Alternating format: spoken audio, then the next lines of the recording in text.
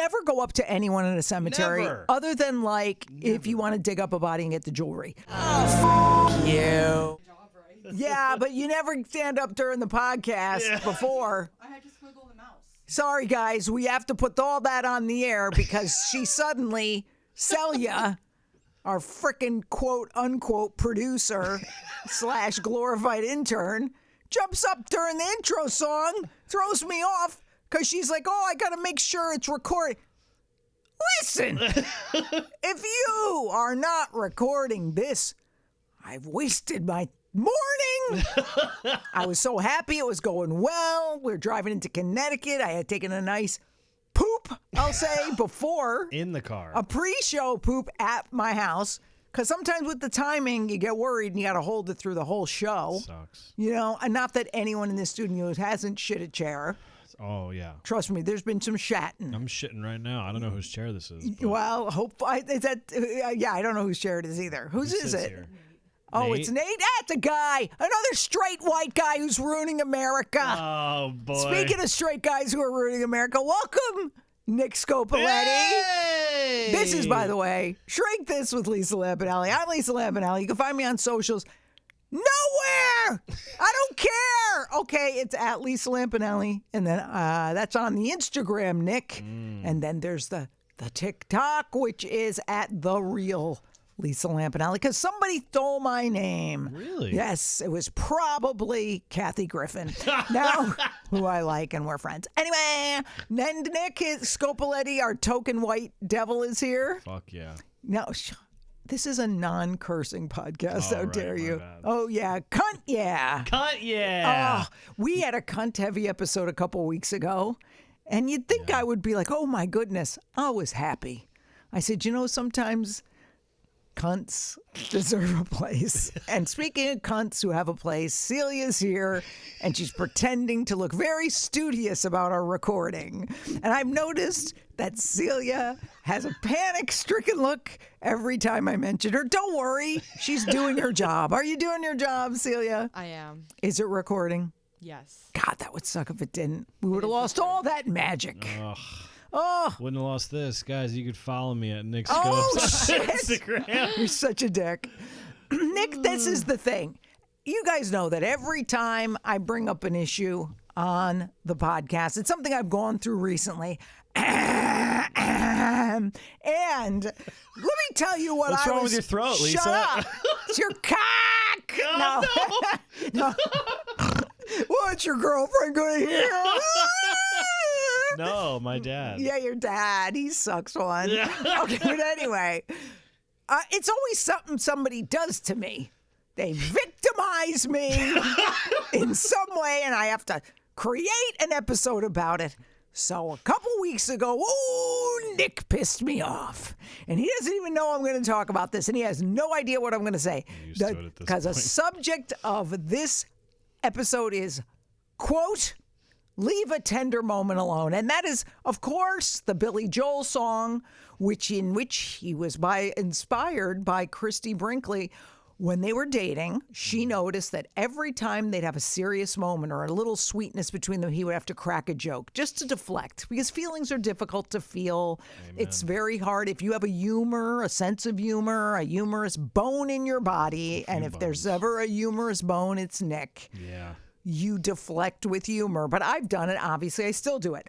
But Nick pissed me off. Celia, don't be reading your email right now. Listen up. We're sitting there, and I had what I felt was a very scary experience. I was on a Tuesday. I went, and now I don't view a cemetery as a necessarily sad place. I view it as a place where you would go, you plant flowers for the people. It's kind of nice. You get a little tenderness maybe. But for the most part, that Tuesday I was there just to water the flowers, make sure they didn't die on my parents' graves and my grandparents. So there's an unwritten rule that I think 99% of people would agree with, that if someone's in a cemetery, you don't fucking talk to them.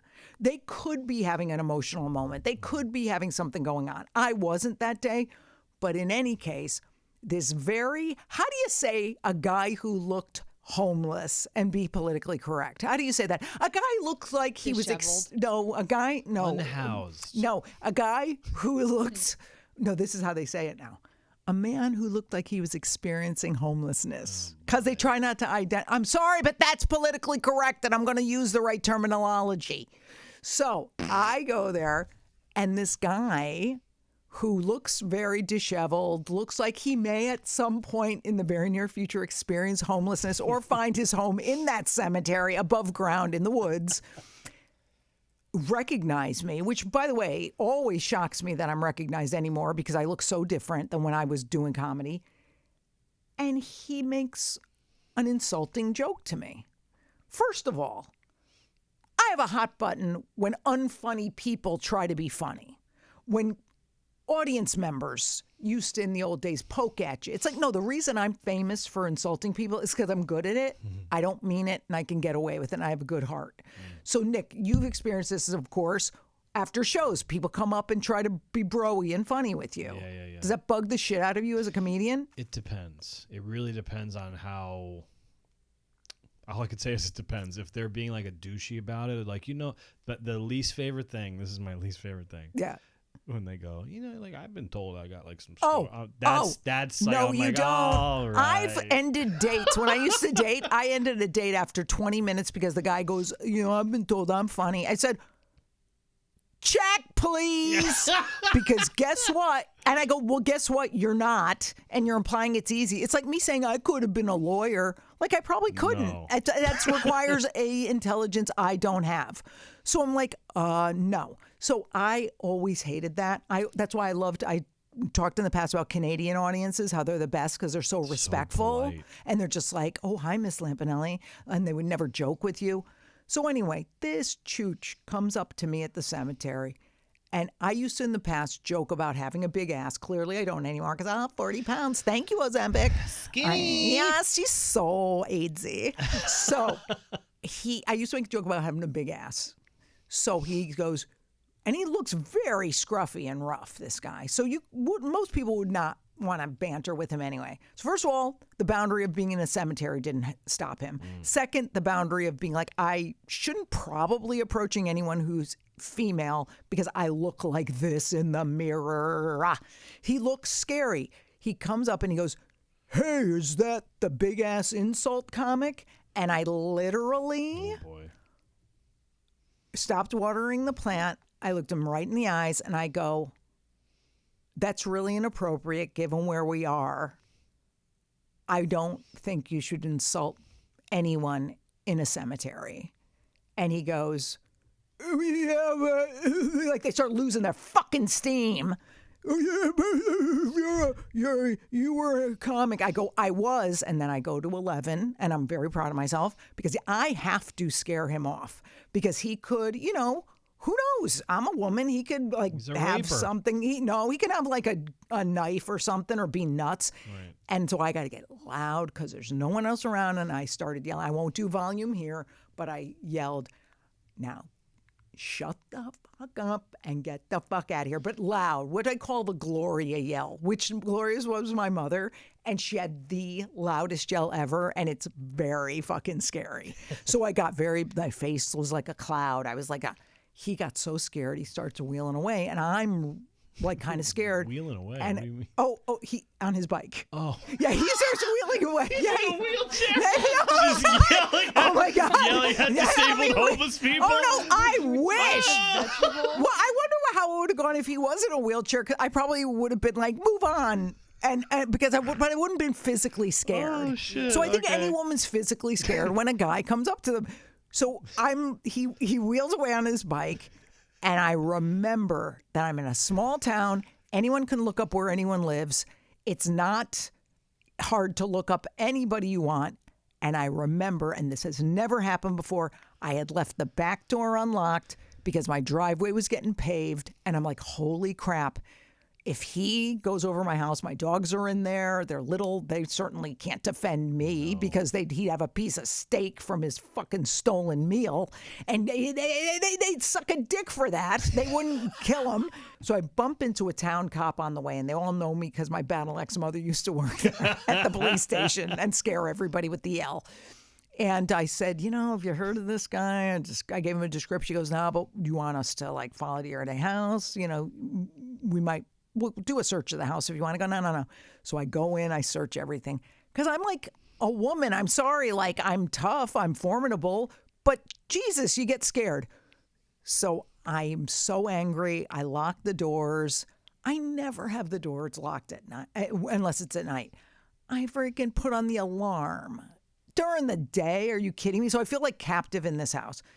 So that night, I'm less mad at the homeless guy than I got mad at Nick, because this Nick, God forbid he would take anybody seriously but his own damn self or a girl he wants to fuck. So, since I'm in neither of those categories, which is really sad, I am with him at comedy class. So I say to him, I teach this little class to adults who have very little talent on Wednesday night. Just kidding. Most of them are fine, other than Nick. So I say, hey, man, walk me to my car. Not like the guy could have followed me there, but I just was like, just come down with my car. I freaking tell Nick, I go, yeah, I had a really scary experience in the, and I'm not laughing at all. Like, I'm literally like, wow, I'm really going to take a risk and tell this guy what happened. And I go, man, I had a really scary thing happen at the cemetery. I start telling him, and I literally see the wheels turning in his head, how he can make light of this. And again, I'm smart enough as a human to know it's not because he doesn't care. He just can't fucking handle anyone telling him anything that requires empathy or sympathy when he's in whatever fucking dumb mood he's in. So he's like, and I'm just like, I knew to short. What did I say?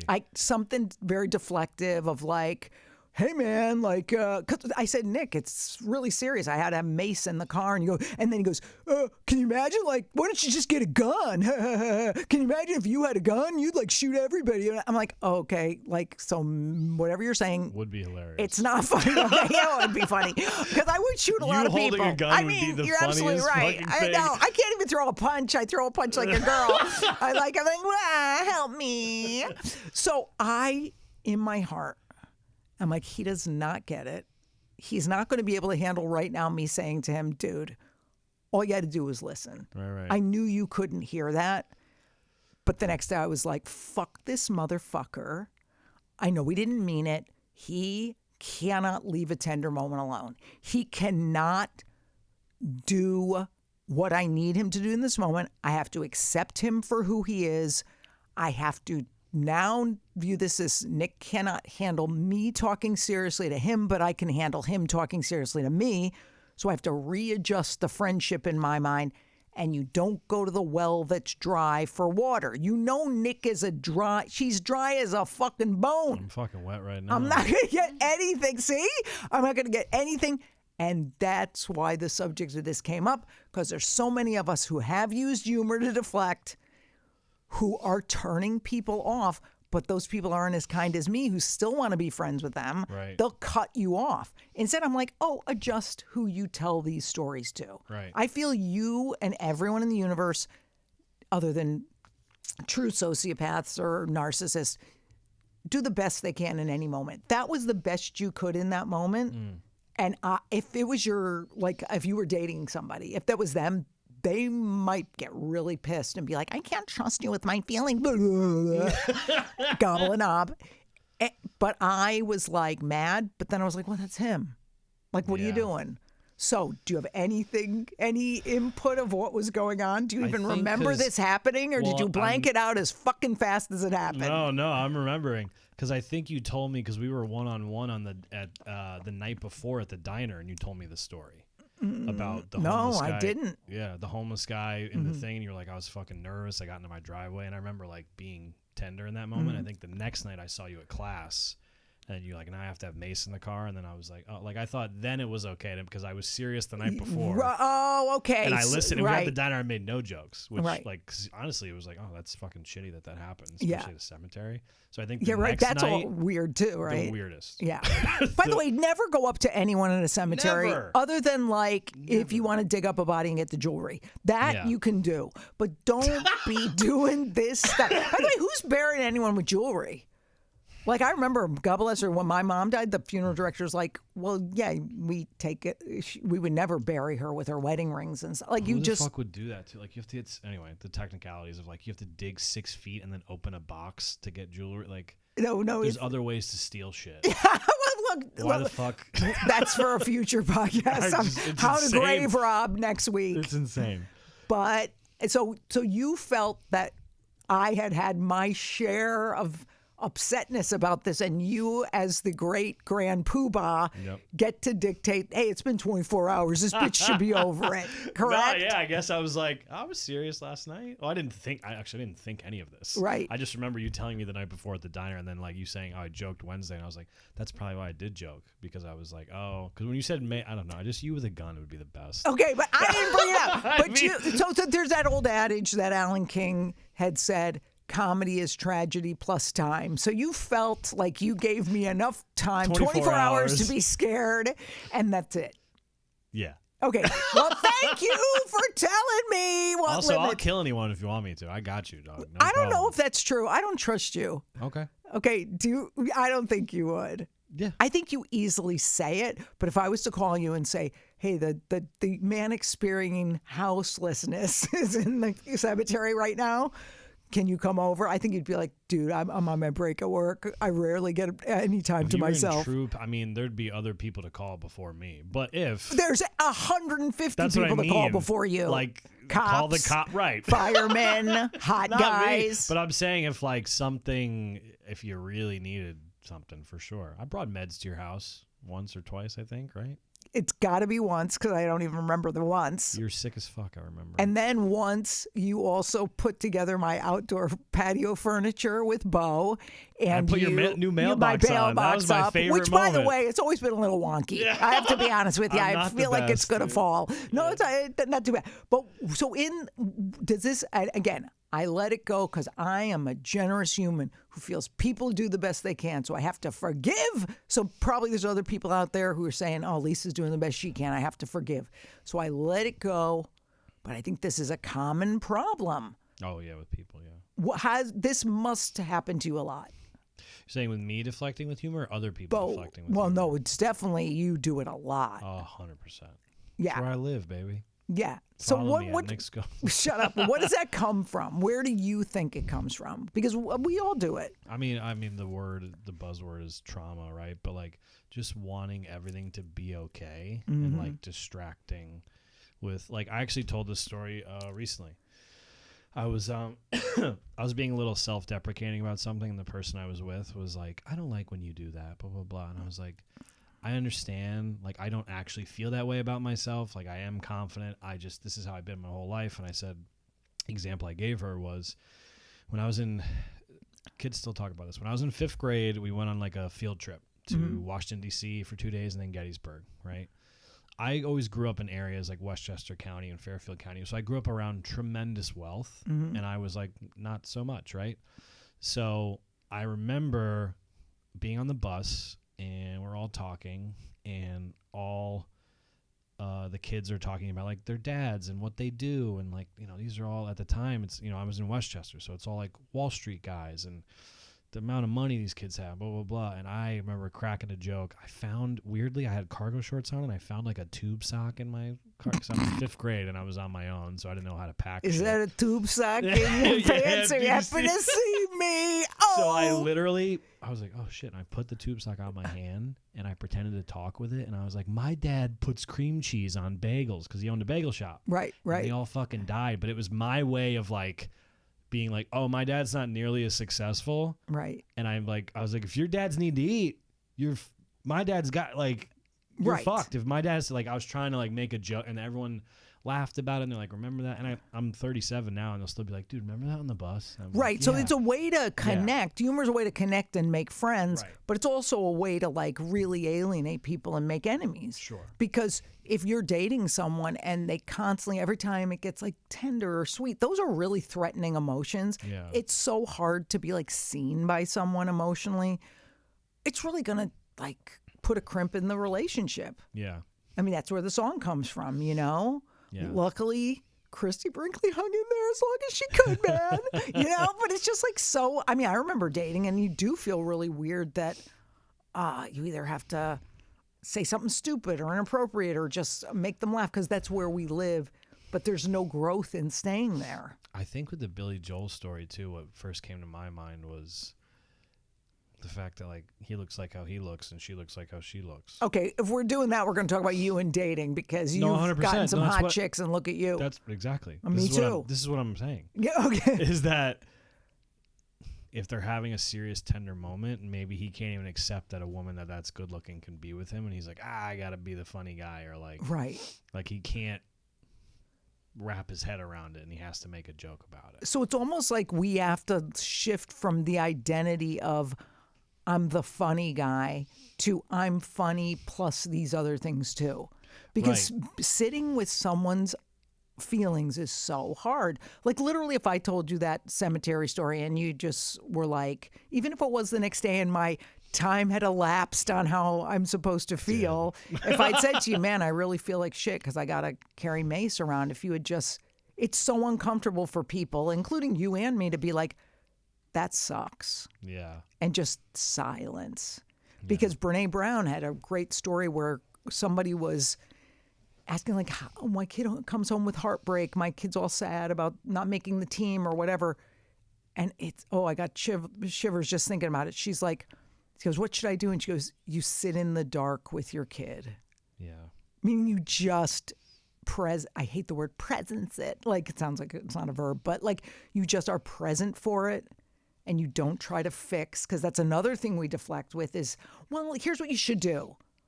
Like some idiot would say, you should get a gun. Oh, wait, you said that. You know what I mean? So Am I right? give her a fist bump. Go ahead, fist Celia. Ooh, fisting Celia. That's a new podcast we should do. Let's just fist her. So anyway, we deflect with that too, of like, well, I'm uncomfortable just being sad with that person, so let me fix them. Which I've gone to advice giving so many times, and it's hard not to. It's like, because you go, humor is where you live, advice giving was where I live. Then it starts alienating people because it's kind of insulting to always try to fix someone who isn't asking. Right. Yeah. But boy, that like you get that little catnip off of, ooh, look at him making a joke. I get it from, ooh, they asked advice. Right. Which neither is the greatest. How about just be in the presence of the sad or hard feeling? Right. Just be like a hot guy. See? That was done on purpose. He knows. I know. But no, you're absolutely right. But that's what what you asked before. That's what it came from for me. It was just like making everything okay and being like instead of. So do you think? So you thought my statute of limitations had run out. You're like, okay, time for her to get over it. Get over it.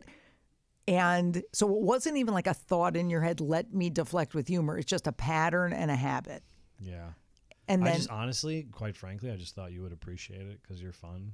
You like funny shit. I'm a lot less fun than you think. I know, I'm a lot less fun. No, I get a kick out of trying to make you laugh because I was. That is true. I am an icon. Yeah. People do worship me. Yeah. Wow. There's so much pressure. There was a dumb thing I used to do at the diner all the time when like we would sit there and we would like write, and I would take like little pieces of my notebook paper and I would write like I love cock, and I would fold it and slide it across the table, and you would open it and just start you would just start laughing, and I would get a kick out of that because I was like, oh, this is funny. Yeah, but probably the I love cock, or you sometimes just draw dick and balls, which it's never not funny. I defy, like, I don't care how smart you are, that's funny. But if someone's saying they just their mom's on life support, the cock being slid across the table isn't the greatest. No, it's mom's on life support. It's like, no, if like grandma's dying, you probably, and you're telling the sad story, you probably don't want to see that little note coming across. I've had both those things happen. So. I know. That is true. You've been through it. So I think it's a lot of timing, and usually your timing's pretty good. Yeah. But yeah. Also, do you ever have a friend who thinks they're funny, but they're not? No, because I probably wouldn't be friends with them. You can't tell me all your friends are funny. They are because they're not trying to be. Yeah. So they're just themselves. Like, they're naturally humorous. My friend Anthony is just like naturally dry. He's just him. Mm-hmm. He's a stressed out suburban dad who runs a business, and he's just like, yeah, I can't with the fucking just the way he's a character. I laugh my ass off with him because he's just so. Yep, here it is. Do you think it's more common in men than women to deflect with humor? Men, it's got to be. What do you think, Celia? Right, it's got to be men. I mean, I think men are just as a stereotype, so much more uncomfortable with hard feelings and sad 100%. feelings. They're really comfortable with anger. But again, that's actually what I was going to say. I think men deflect with anger so that they scare off whoever is like trying to bother them and correct them. Mm-hmm. They like get mad. So at least like I've seen that a lot in my friends' relationships and stuff. I mean, I'm very masculine in that but see, this was what bothered me with this guy in the cemetery. I led with, hey man, that's inappropriate. Mm-hmm. So it wasn't angry. Then you fucking come back at me and it went to Gloria. There's scale 0 to Gloria. And Gloria is like, I will go away from the mic. I will do it as loud as she did it. Okay. So Nick, you be the unhoused man and you say, hey, you got a big ass. No. Is that the big ass I like income? your big funny ass. Is that the big ass insult comic? Here's your lines. You're an actor. Yeah. Is that the big ass insult comic? Then I'm going to respond, and then you go, yeah, but you were an insult comic. Okay, go. Hey, is that the big ass insult comic? Hey man, like we're in a cemetery. That's inappropriate. Yeah, but you were the insult, the comic. Yeah, it was. Now shut the fuck up and get the fuck out of here. Okay. That's the fucking volume. That was like 3 feet away from the microphone from anyone listening. Yes, so he wheeled away in his wheelchair. Yeah. She yelled at an unhoused homeless man just trying to have a good time. Who's a veteran of foreign wars. And it's, he was my dad. Killed 200 guys. He was my dad's bunkmate in the Navy. Oh, it all came around. No, so, I wonder how many World War II guys are still around. Probably none. Not a lot. Yeah, probably like 3. They said like one of the last ones has died recently. He was like 108 or something. Damn. Yeah. Well, anyway, that guy wasn't. He appeared a coward. Now he's dead because Lisa killed him. You know what's weird? She goes, I already paid for the plot. Get in. My mom bought us plots for Christmas. I got an extra. Jump in next to me. I think because I started with, hey, man, just that's not appropriate. I don't appreciate that. Then I went to anger. So I was like, oh, he can't be trusted with the more quiet feeling. He has to get the man treatment. Yeah. So I think men sometimes do start at the bigger one first. Yeah, for sure. I think men absolutely are the kings of deflecting. I can't even envision a woman doing it.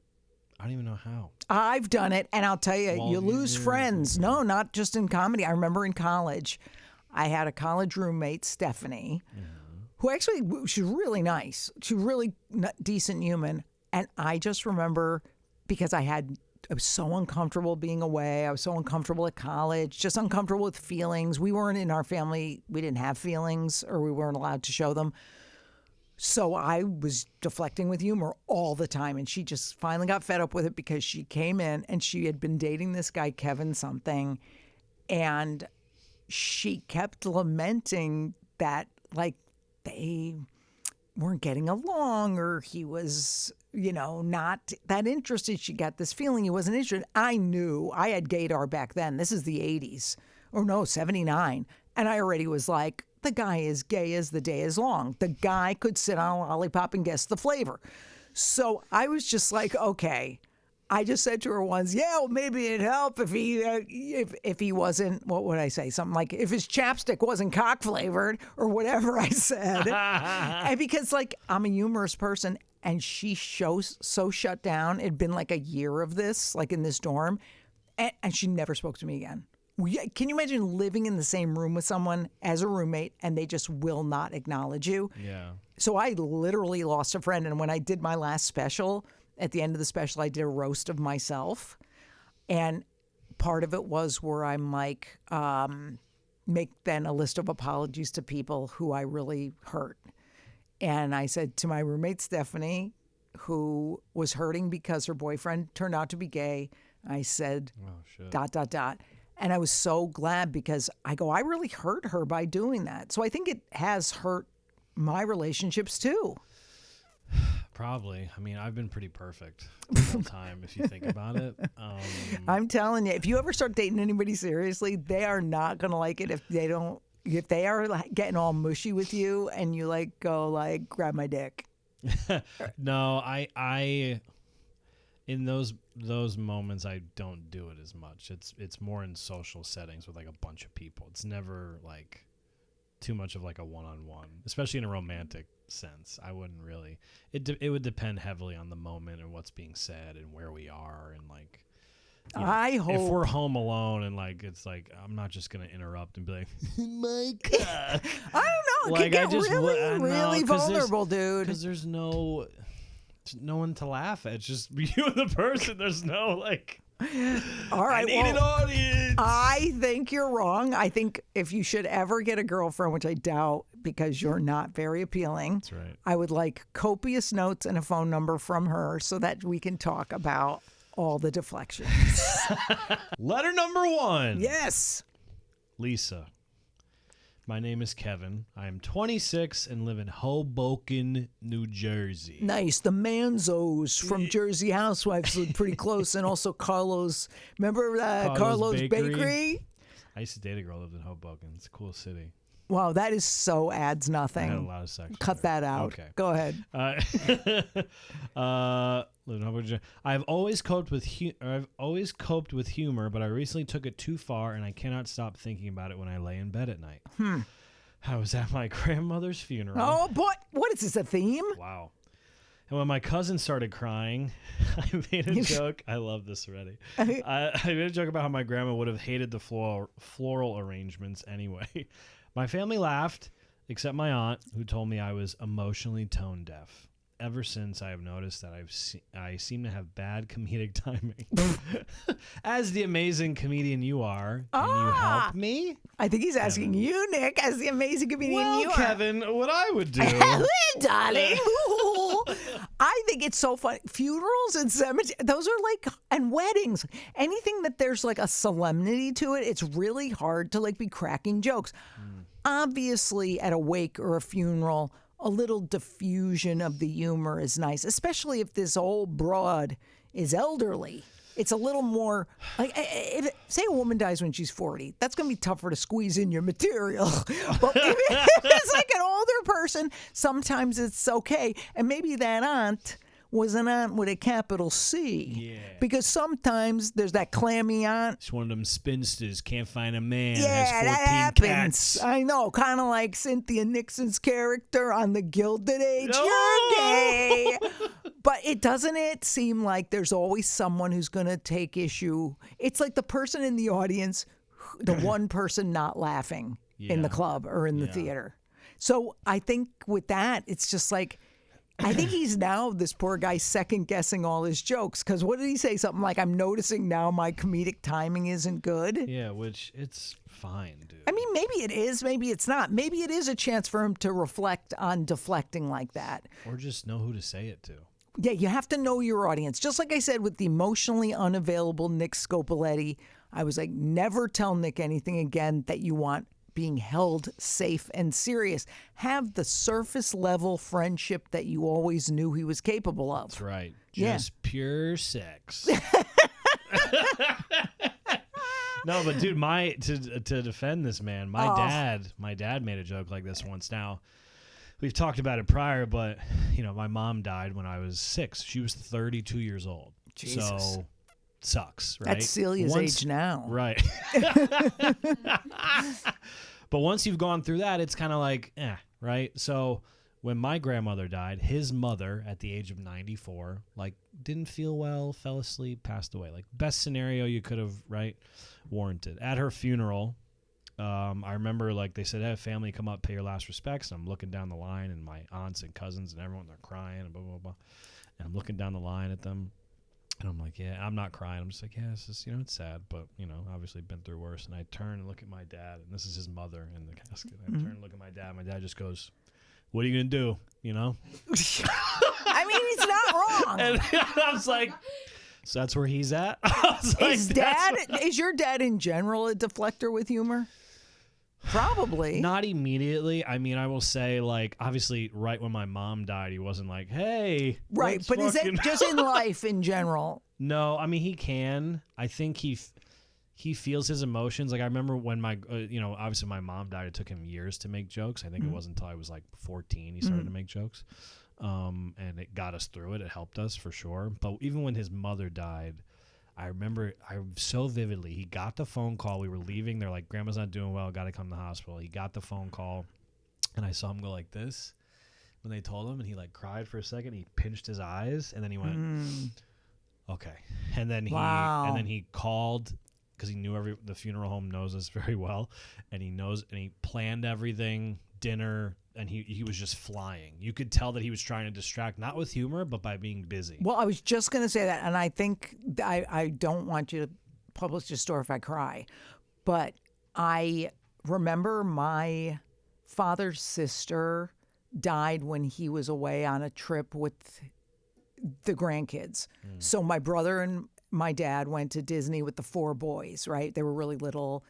So we hear that my aunt, poor thing, had died, and she wasn't that old. It was maybe 50. Oh, fuck. And she had troubles anyway. So my mother goes, we can't ruin Dad's trip. He can't come home early anyway. Like, let's just hold it in for like 2 days. But when my dad came home, she sits him down, and she was the deflector with busyness and talk. So it's all kindness in the moment, but you go, ooh, let him have his feelings. Like, that's sad. Because I remember her saying, Lenny, we got a call that Jean died. And, but don't worry about anything. Right. Don't worry about anything. The funeral's this day and this day. And I got this for the house and this kind of food. And we got plates of this and that and the other. And he goes, because my father was way more present with feeling than any of us. And he just like physically shook his head and he just said, wait. Jean's dead? Like, so my poor mom was trying to, like, with you with humor or me with humor or anything, she was trying to, like, distract from him crying or feeling, and you can never outrun the feeling. That's the whole problem. We just have to let people have their feelings. So I was like, he was actually right. He didn't get mad or anything, but he was like, wait a minute. And so he had his little feeling about it, and then whatever, he dealt with it later. But I'm like, man, that poor woman, my mom, trying to jump through hoops to get him to not feel. So it didn't come from a bad place. Not at all. That was probably her trying to take care of him in a way. Yeah. And plus, like, kind of sucks that, like, he's on this trip with his grandkids. He's in Disney having a fantastic time. It's and then, like, you guys got to sit with this for 2 days, and you're like, well, how about this? He's gonna come home, and we got to tell him his fucking sister died. Like, I know, and you think you're doing all the right stuff. I remember my uncle, who was really close with us, died on Christmas Day. And my mother, he had been sick for a long time. My mother dealt with it by herself and pretended everything was okay till December 26th so we wouldn't have a ruined Christmas. Like, I personally, I mean, I probably would do that for a little kid because I'd be like, don't ruin the niece's or daughter's Christmas. But that's strong. Like, you got to be a strong person to then, like, disappear for like 10 minutes and cry, or because the feelings don't disappear within you. So I think we're always just trying to do our best. So now thinking about my dad and my mom and, all these things, I'm like, maybe I can forgive Nick and he's not such a piece of shit. Pretty perfect. No, but not as disgusting, horrible of a human being. If you just say you're sorry. Let's see if you've gotten any better at that. Okay. Are you sorry, Nick? I'm like...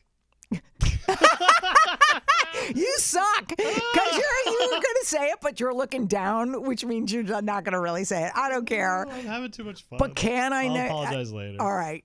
Shut the fuck up. In the car. Next letter, you. All right. Okay, by the way, dude with the fucking funeral and the dead grandmother, sorry for your freaking loss. But let me tell you, sometimes you got to know your audience. That's all I'm saying. I mean, Nick, you've like done comedy at a synagogue. You're not going to yell about the Holocaust. It's my opener. Okay. Oh, that's true. I well, goose step on stage. if it's funny, it's funny. Amen. All right, letter number 2. My name is Carrie. Is it Carrie Coon from the Gilded Age? Oh, shut up, you're the gay. love of my life. I know, she's a hot. Oh, she's so fucking hot. My name is Carrie, 46, from Vermont. I've always used humor in tough conversations, but recently it has affected my relationship with my teenage daughter. Uh-oh. If she brings up something serious like anxiety, dating, or college, I crack a joke to make her laugh instead of digging deeper. She recently told me it makes her feel like I don't take her seriously. Am I sparing her, or am I just avoiding my own discomfort? Oh, if I didn't hate her already, because she's from Vermont, I hate her more now. She is teaching her daughter to not feel her feelings, that her feelings are wrong, that she's to be embarrassed by them. That daughter's going to end up an alcoholic, anorexic, because she's going to have to look to substances for fulfillment because mom's not doing it. Correct this immediately. You got to let kids have their feelings. You got to sit in the dark with them. And by the way, get comfortable with your own feelings. Get comfortable with the fact that you were touched as a child. Show us on the doll where he touched you, Carrie, because she's deflecting. She's uncomfortable. I get it. But you got to let these kids, especially, I like that the daughter, by the way, had the presence of mind to say, Mom, I feel like you're dismissing me. Kids nowadays are way smarter than we were. I know. We couldn't have said that. No. I can't imagine if I'd said to my mom, I think by your constant, like, decimal 10 And yelling. she'd be like, Yeah, I'll fucking kill you! Oh, really? Yeah. Wouldn't that be funny if she'd be like, really? You don't say. what if she just was like, oh, really? And then throat punched you? Just was I like, mean, that's "Shut more the likely. fuck up." Yeah, I mean, I wouldn't blame her. But no, with kids especially, I think it's important. And I have a lot of younger friends, Yeah. like people who are in their 30s. Like, can you imagine, like, poor Bobby comes up to me and he's all sad because he didn't get whatever part in Rent that he wanted. Because he's gay. Yeah, and doesn't have AIDS yet. And I would be like, yeah, but everybody in that show dies of AIDS. At least you don't have to die. And in his head, he'd probably be like, geez, I guess I can't trust her with that. Right. You know?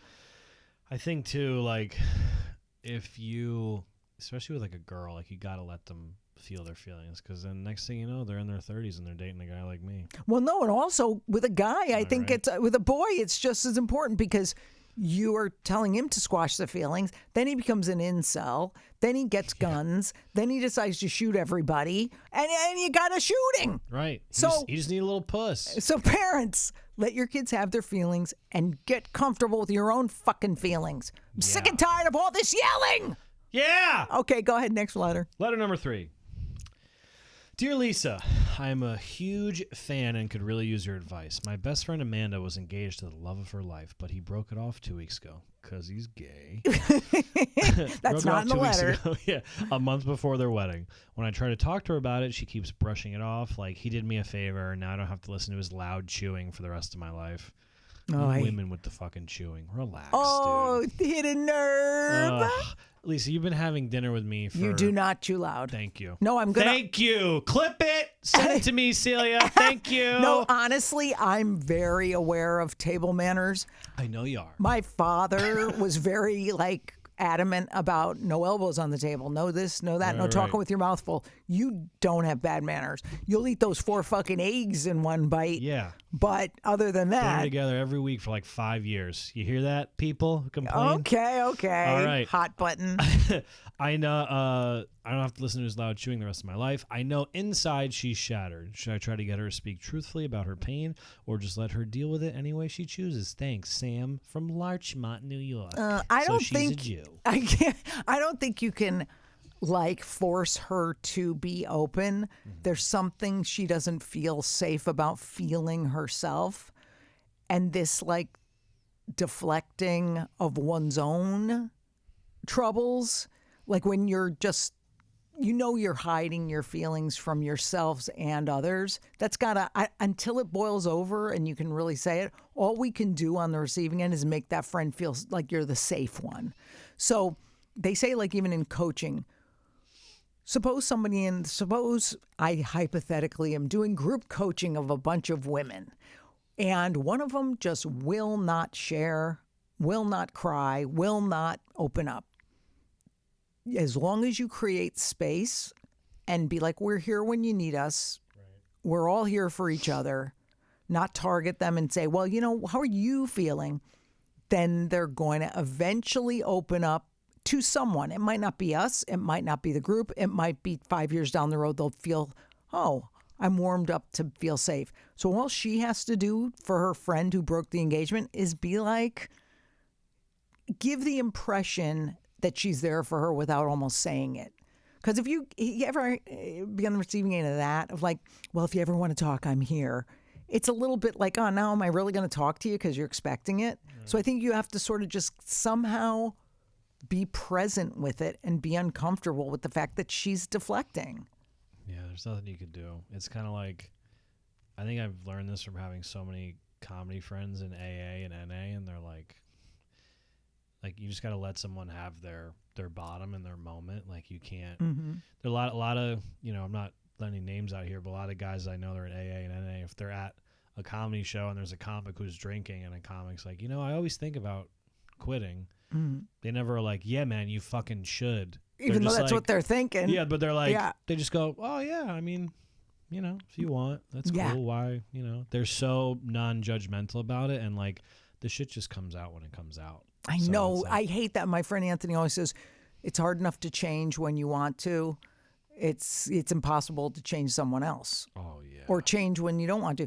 So you could easily say to this girl, listen, I know you're deflecting with jokes a lot. I know you probably are in pain inside. She knows that. You don't even have to say it, And if you ever want to talk, I'm here is probably as far as it should be taken. Yeah. She wants to have fun for now. Maybe 3-4 months from now, she's at dinner and she's like, you know what? This shit is fucking me up. Can we talk? And you'd be like, okay. Right. Because the safety has been established. And I think we undervalue that. Right. We forget that that's all you have to do is be there. Right. And actually listen and don't deflect yourself then because you're uncomfortable. Right. So she might be a little uncomfortable too watching her friend not dig deeper, which I get really uncomfortable with that too. I like when people dig as much as I dig into myself, but they're not gonna. No. We're all at different stages. We can all handle different things. Just setting yourself up for disappointment if that's the case. Yeah. And also, oh my God, guys and ladies, stop accusing your partners of chewing loudly. Not many people do it. I eat out almost every meal. I don't hear a lot of chewing. I think what happens is you're dating somebody, you get across the table from them, you start looking for things to criticize. Yeah. You start looking. When you're perfect, yeah, it's tough. Yeah, and you're like, pick and pick and pick. Yep. Stop that. But food on the face is a different story. I don't do that either, so. No, you don't. Pretty great. We have a friend who does, and we always have it. How do you not feel a stalk of broccoli coming out of your face? We should have him on one day and be like, "What's wrong with you?" Maybe he just has too much like dulled nerve endings because of all the drinking and the cock sucking. See, deflect with humor. One more real quick. Last one. Hurry up! Dear Lisa, I've been dating this guy for 3 months and I think he's great. Break up with him! He sucks! The 3 months. By the way, we should do an episode on the 3-month mark because that's when everything starts to go wrong. Yeah, it does. That's right, bitch. I've been dating this guy for 3 months and think he's great. The one thing that gets me is his nervous laughing. Oh my God. Either to fill space during a quiet moment or when he meets new people and is overly eager to get them to like him. Should I call him on it or accept that everyone has flaws? Not Dude, me. I have a hot button with the nervous laugh and or tick. I cannot stand it. I'm doing this coaching class, and they showed us a video of this master coach coaching a woman, and she, the client, had a nervous laugh after every fucking sentence. So we're on this group Zoom, and she's like, well, sometimes I do overwork after every fucking sentence. So we're doing this debrief, and it's like 20 people on the Zoom, and I go, dude, Adam, I go, did you not want to fucking murder her with that nervous laugh? What did you say about the laugh? And he goes, I took note of it and I'll know when to bring it up. Because it's like a first session. She's not going to want to hear, did you notice, by the way, that you laughed to deflect feeling anything? She's not going to Want to hear it then. She's working on bigger things, and then this is something for later. So the nervous laugh. And by the way, half the clams in this coaching program with me, they go, we didn't even notice the laugh. I'm like, yeah, because you probably do it, you dopey twat. Yeah, fuck you. I hate that. Go right into the show. We don't want to fucking help you. So I hate this. So if a partner I had a nervous tic, though, I don't think there's a way you cannot bring it up eventually and say, honey, I love you. Like, create some safety around it. Be like, I love you. Do you want feedback on something that you might want to look at? It doesn't mean work on, but you have to word it so perfectly, which I clearly don't know how to do. I noticed that you laugh or giggle after saying something uncomfortable. Have you noticed that about yourself? And if he says, no, I really haven't, it doesn't bother me. Okay, then you got to live with the fact that this that this guy is going to have a nervous laugh. And then you got to reconcile with, can I live with that the rest of my life? Right. Because you can never mention it again after that. If he says he'll live with it, then he'll freaking live with it. What do you think? I would die. Like, by the way, even if it's somebody bit their nails, even if someone clicked their tongue, like even if somebody did something that's just distracting, nervous tics, I cannot tolerate. Yeah. As long as he doesn't have a nervous dick, I think he's all right. See? Deflection. Dude, I'm staying in the theme. But you're entertaining. It's fine. But yeah. I don't know. I think the way you set it up is just like, do you say anything? If it's bothering you, yeah. As someone who's currently learning how to but speak if their truth. Why does it that's what we need to look at. Why does it bother me so much that woman had the nervous giggle? If I looked into it more, it would probably be, oh, I've done that. Like, that used to be me. I used to have to deflect. And maybe it wasn't a giggle. Maybe it was something else. Maybe it was a well-timed fart. Oh, a good old queen for fun. Here, let's do one. Okay, go ahead, Nick. Say something, and then I'll do it with my nervous tick. Go ahead. Yeah, so I was talking to Celia out in the hallway. Oh, I know. What'd she say? She just was like, I'm so tired, and like, I live in New York City, and like, I know how you feel. Like, it's like... I deflected with a nervous belch. How funny would it be if you did that and just threw up on my... Never. I'm good at it. I'm terrific at that. No, but like that, I don't know if I could live with somebody who did it. But also, like, again, why am I uncomfortable with anything anyone does? It's none of my business. Yeah, that's a scene in Sopranos when Tony goes to Paul. He goes, "You think you got Tourette's?" You know, the what's that? Right. When he says it to him, he goes, I don't know. Nervous tick, maybe, or something like. I forget what he says, but something like that. Well, my dad used to have this thing where he would always play with the back of his hair, like it's just a nervous thing. Yeah. And I noticed I inherited it, and my brother inherited it, and we both shook it because we noticed it. Yeah. But I think it was something my dad didn't even know, and it didn't bug me because I'm like, it's not affecting me. Sometimes you know what it is? It's a release of energy.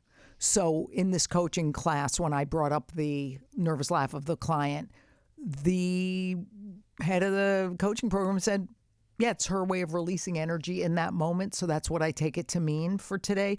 I'll have to watch if it continues to be distracting. I was like, God, he's good. So maybe it's like, that's how they release energy. I release a nice energy with that belch. It was terrific. Well-timed fart or queef, same. Yeah, I'm queefing right now. I know. It's really delightful to be in the room with you.